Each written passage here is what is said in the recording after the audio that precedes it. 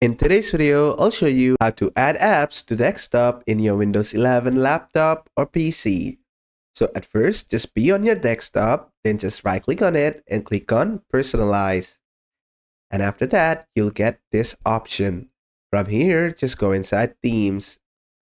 From Themes, under Related Settings, you'll find Desktop Icons. Just select this.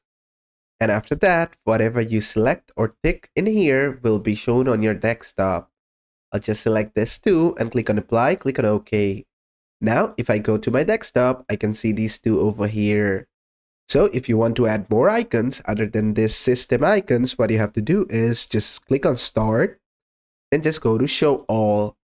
This is gonna show you all the apps over here. Let's say, for example, I want Brave on my desktop. To put Brave on my desktop, what I have to do is just simply left click on it, drag it and put it on my desktop.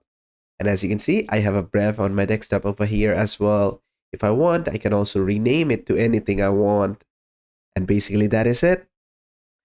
And basically that is how to add apps to desktop on your Windows 11 laptop or PC. I hope this video was helpful. If it was, please give it a thumbs up and don't forget to subscribe.